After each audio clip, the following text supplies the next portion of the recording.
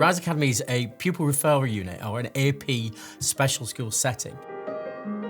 The young people that come to Rise come from all different backgrounds, to be honest, and have all got completely different stories. Some have been excluded from school, some have got special educational needs. Students who are in care or on child protection plans, many open to social services. Students that have social and emotional mental health issues, we've got students that have been bullied, we've got students that for one reason or another just cannot fit and work within a mainstream setting. Sort of kids who been left behind, maybe. OK then, let's get going.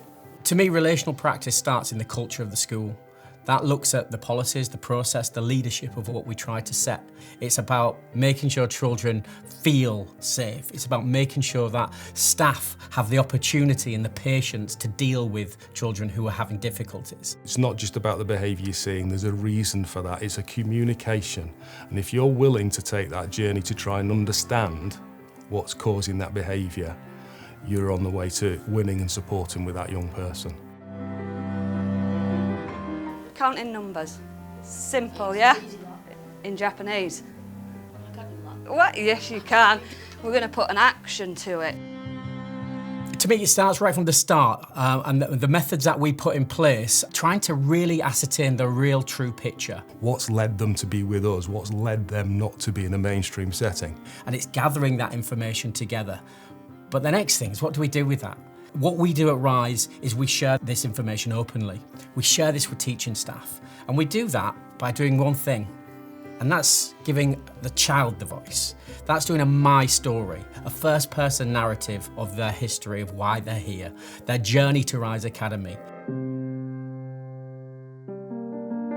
I used to live at home with my 6 brothers and sisters, but my mum didn't look after us too well, so we were eventually taken into care. I went to live with my nana from a very young age as mum struggled to look after me. My mum passed away last year, and when I started at Rise, my dad was supported with end-of-life care too, but he's also passed away recently. I have ADHD and take medication, but there are no tablets for attachment difficulties. I went to many primary schools and was often being excluded. When I started secondary school, those problems I had got worse. If I do get anxious, I do crazy stuff, like hide under a table or run around.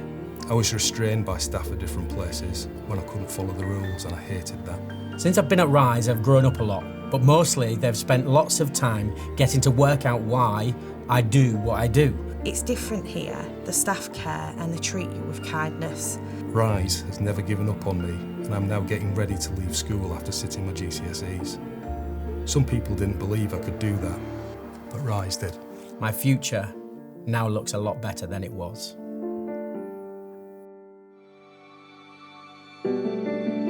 Carla, what about you? How are you feeling today?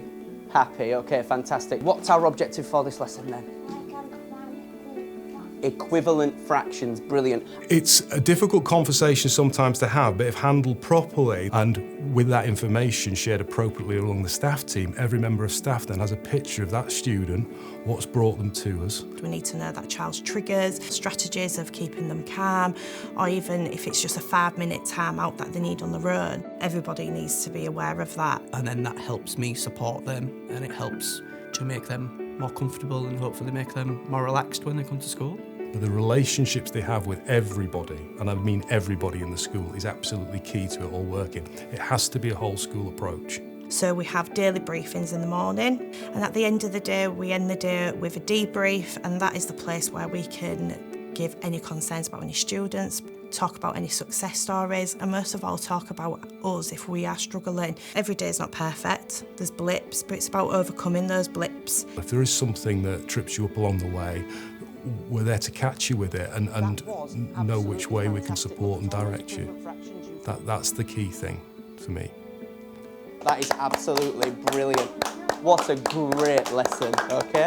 The teachers here are unreal. I think that makes this is what makes it tick. You've got to be a certain kind of practitioner to work within this setting. You're the person who puts the boundaries in place. You're the person that actually is their confidant. You're the person that they need to tell a funny story to. It's not always doom and gloom. You're the person that they need advice from because they might need that parental guidance.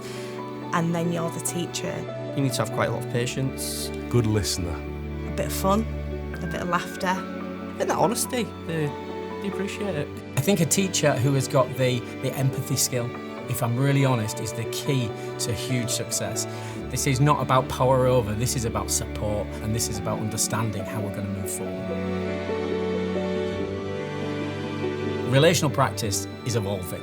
We don't know what's coming next. We don't know what people are going to face. We don't know what young people and how they're going to react to certain things they experience. Unfortunately, we are finding we have more and more admissions each year with more and more complex needs. But what we've got to do is make sure that we're in the right position with the right mentality and the skills in self-awareness and reflection to see if we get it right, and if we don't get it right, to learn from it and try again.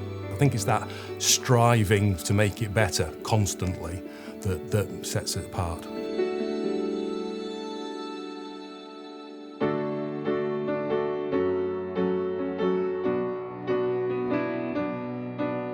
Every day is a different day and you don't know what's around that corner. But as a team, as a family, we get through it, and I think we do it rather well. We have a lot of pressure on us as educators, as teachers, of what we need to do, of what we need to achieve, of what boxes we may need to tick. But actually, when you're working with children like this, they are the most important part of it, really. A lot of those students have only faced rejection in their lives, and that just needs to change. Don't underestimate how important it is to actually get to know the students. And if we get that bit right, we can build the future for them.